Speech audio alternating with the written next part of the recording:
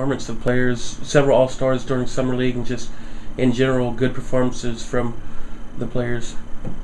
The first thought is obviously you want to see all those guys go out and do well. And then you start looking at some of your older guys, whether it's like Eric Weiss, Brad Porras, Tanner Green, guys that have either going to be seniors or been in the program for a while, and those guys know how to play the game, and the expectations are high. You want to see them do well, but at the same time, I count on those guys. I know they're going to put on the uniform, walk out, whether it's summer ball or the Islanders playing Texas. Those guys are going to show up in a big game anytime. I think for me, the guys you get excited about are some of those young guys, the freshmen, guys that slowly earned their way last year, got some innings, got some at-bats, and now coming back, you start to, we're going to count on this guy more, and that gets you starting on, Trevor Belichick, Jacob Doris, guys that it is time for them to make their mark on this program. Those two kids are two great examples of guys that are out really going over and above, doing some good things, turning some heads, whether it's with other coaches or scouts. So, those are two young guys that we're really excited to get back on campus this fall and see where they are. Okay, now that it's August, players report later this month. Going to have the big welcome back picnic. You'll get to see most of your players for the first time in about 3 months, and just what you'll do is start early with conditioning and then heading into fall practice later on. Thinking about 3 weeks from now and getting those guys here, and again, I kind of touched on this, but, it'll be good to see the returners, but at the same time, there's that quiet confidence where you know what you're getting, and, you're getting some leadership, you're getting hard work, guys that have been in the program and know the expectations.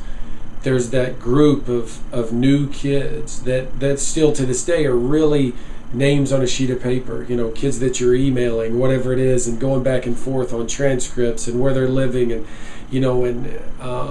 guys in the recruiting class that are really, again, names on a sheet of paper. We're getting close to where those guys are going to start coming in, and you start to see them, and man, that guy's bigger than I remembered, and you start getting on the field, man, this guy really runs, or this guy kills it in the weight room, and you start to see him swing, you start to see him throw. So I would tell you, and I know I can speak for the coaching staff, some of those freshmen, some of those JUCO transfers, you're excited to get them on campus for the first time and see them start to do some things. It's going to be fun when the end of August or early September gets here and you see those guys wearing Islander gear, moving around, doing some things. Okay, and on the coaching side of things, Adam Skonecki, been here 2 years, big contribution to the program.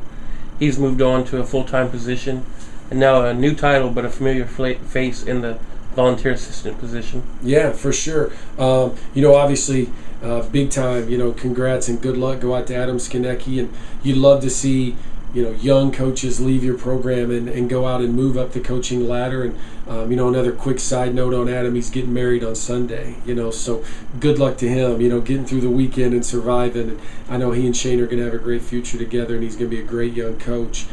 Back to the Islanders, the addition, bringing Brett Gibbs, moving him up a notch from student coach to full-time volunteer guy.